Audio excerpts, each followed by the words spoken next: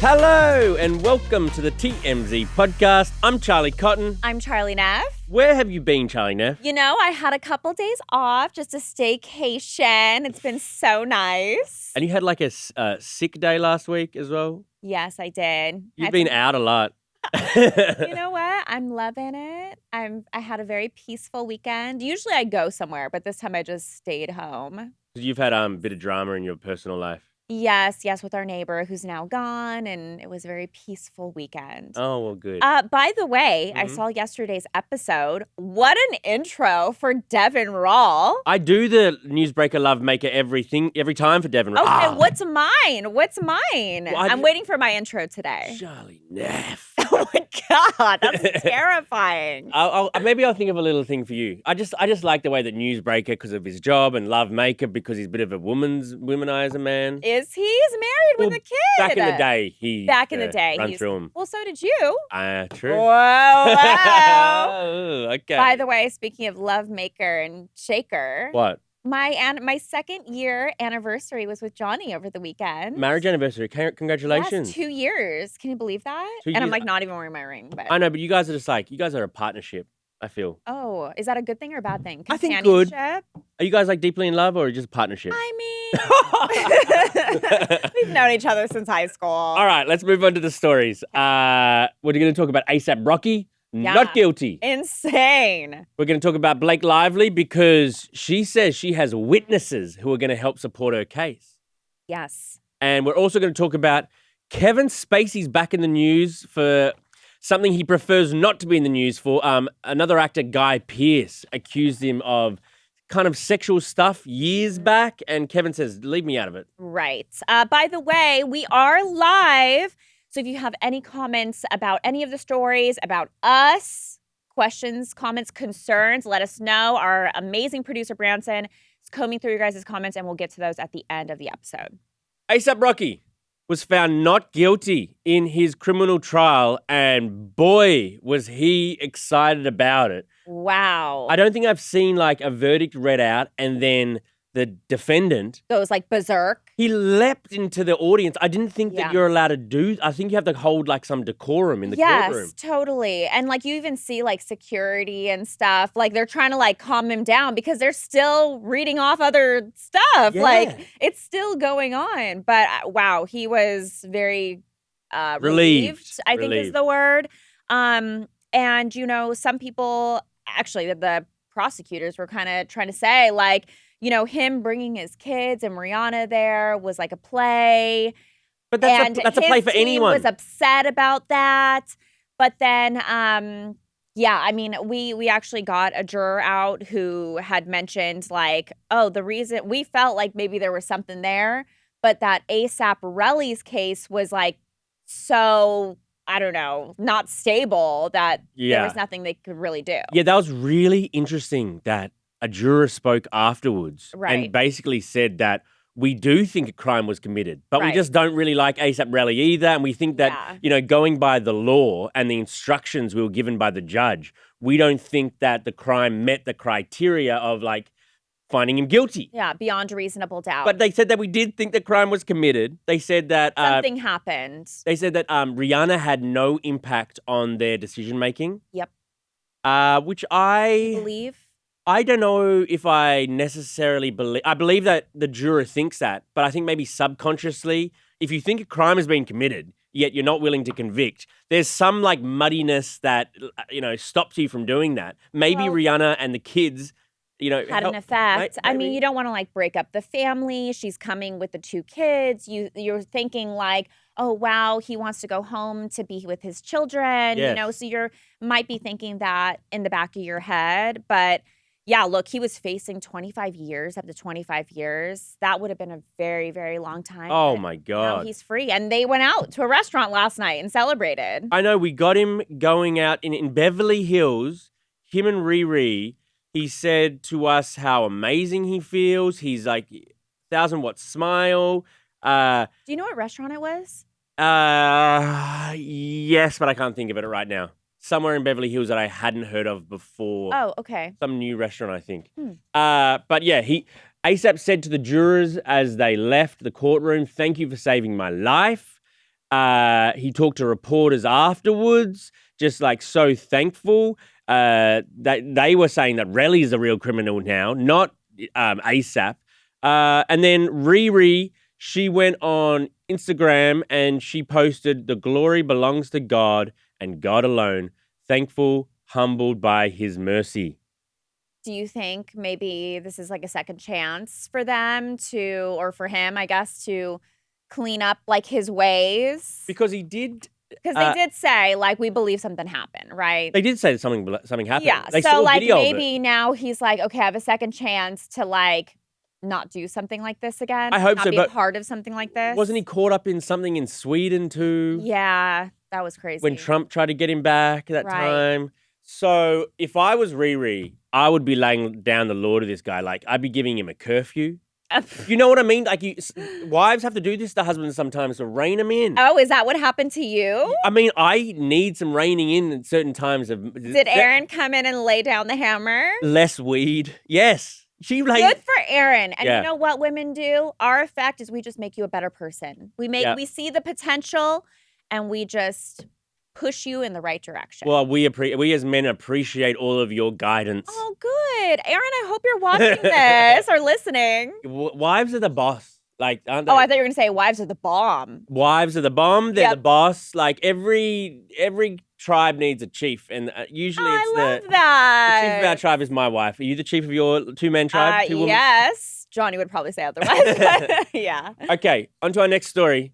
Blake Lively has amended her lawsuit against Justin Baldoni. And this is kind of like, the worm turning. You know when you watch a political debate, how they have like the worm going up and down? What candidate do the people in the audience support? Right. This is like, the worm is turning in Blake's favor with this because she says she's got witnesses. Yep. And if witnesses take the stand, which Blake says they're willing to do. To testify, correct. To testify against Baldoni that it wasn't only Blake experiencing this sort of harassment / she says the other employees felt uncomfortable that they had complained and Justin Baldoni had acknowledged the complaints, that he knew that there are other women who felt a certain sort of way about him on set.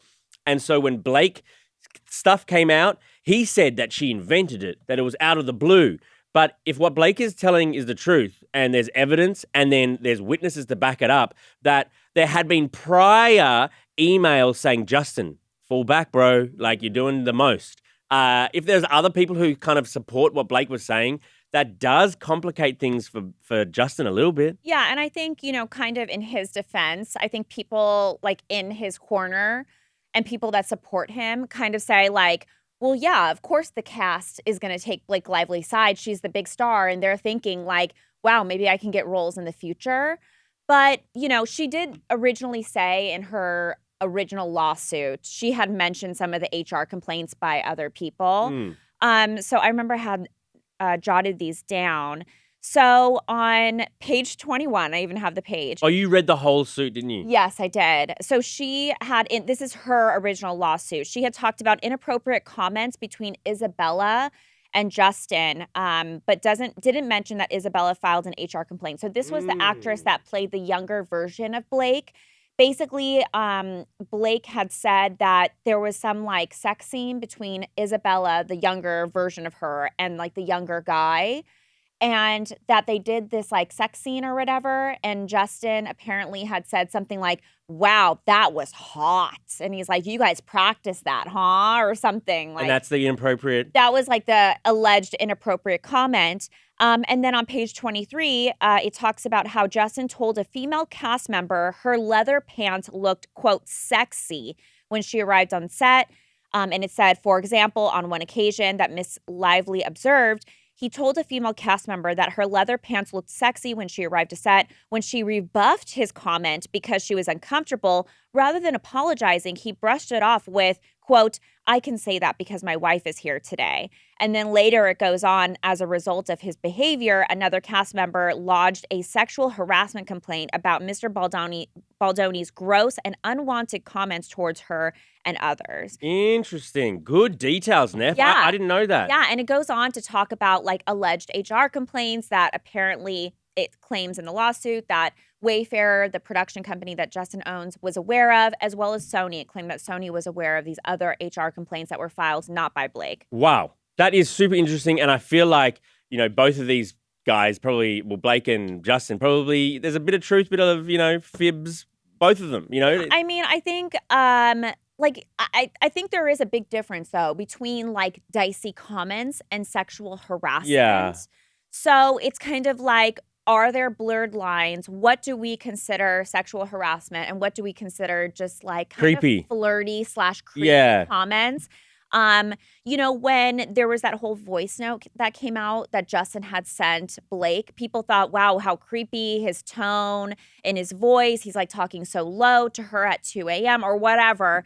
But then, there was other times, like I listened to a podcast that he was on not that long ago. He had the same voice. So it wasn't like that was a special creepy voice just for her. That's just like the way he talks. He's one of those sort of guys who kind of just talks like that and is a bit too open with his observations. And which is not sexual harassment. Right. Well, I mean, look, we'll be following this, but yeah, it's still getting nasty.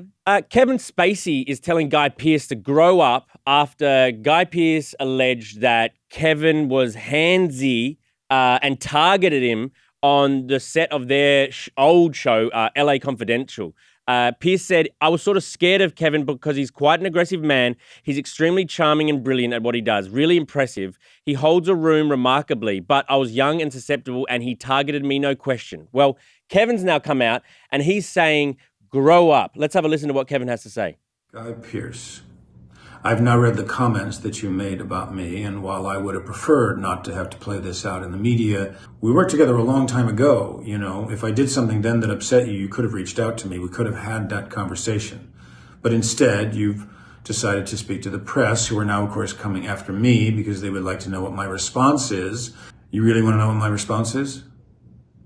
Grow up. Did you also, by the way, tell the press that a year after we shot LA Confidential, you flew to Savannah, Georgia, while I was shooting Midnight in the Garden of Good and Evil, just to spend time with me? I mean, did you tell the press that too? Yeah, I mean, who knows what happened ages ago. It is weird, Guy, bringing it all up now after everything. Like, the stuff against Kevin's over. Like, why didn't you bring it up when everything was coming out? But, totally. I mean, if it's his truth, then he can let us speak it. Should we read out some of the comments now? Yep, totally. Okay, so for the ASAP Rocky story, How Wow Gucci said, this just shows in America, if you have money, you can buy your way out of anything. Yeah, maybe. It happened with O.J. Simpson. True. I mean, yeah. The dream team. If ASAP hadn't been famous, would it have gone this way? Who knows? Yeah, Who knows? True.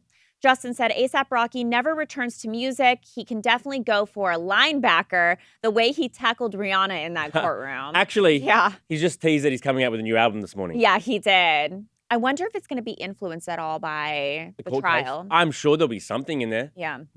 VZ said, that's crazy. It was on camera and not guilty. Crazy. Maybe, yeah. Yep. For the Blake Lively, Justin Baldoni story, Raw75 Row said, Blake needs to fire her team. Oof. Kay Hudson said, Isabella said it was the most safe movie set. Oh, she said that, did she? So she said it was safe and also complained? Well, according to Blake. This is Blake's recount of what happened. Steph said, Blake and Ryan are laughing about the whole situation on SNL. No one is going to take them seriously anymore. Their brand is taking a hit. A little off color, the whole SNL thing. Yeah, their brand is taking a hit. Definitely. For the Kevin Spacey story, Eminem said, it seems like Kevin gets away with a lot, maybe just accused of a lot. He has been accused of a lot, but he did get off, no pun intended, those charges over in England when he was like accused by several guys of being the most. But he was found. Was he found not guilty or was he just acquitted? I think he was just acquitted of those charges. There wasn't enough evidence. But there's a lot of smoke. A lot of smoke. Couple miscellaneous comments. These are always my favorite. David said, congratulations, Johnny and Charlie. Thank you. 2 years. 2 years. Valentine's Day too. Did you get married on Valentine's Day? Our anniversary is February 16th. So a couple days after Valentine's. What did you get Johnny? Nothing. You got him nothing. He didn't get me anything either. Actually, we were supposed to go out for a nice brunch. And we canceled our reservation just because we had like a nice 4-day weekend and we had so many plans. So we're supposed to go out next weekend. So we got I got him a card. I wrote out a bunch of nice things. You didn't get them like coupons for a free hug or free chaka chaka? No, chaka. What is this? Like middle school? Yeah, where you can like have the coupon every time. Coupon for a kiss. Yeah. Priscilla said, we missed you, Neff. Thank you, Priscilla. I missed you guys too. And Kim said, nice to see Charlie Neff back. It's back. And hopefully you're here to stay now for a few days in a row. Yes, the Charlies. Charlies are back in action, baby. Let's go. Whoop, whoop. Okay, thank you, Charlie. Thank you, Charlie. And we'll see you guys here tomorrow.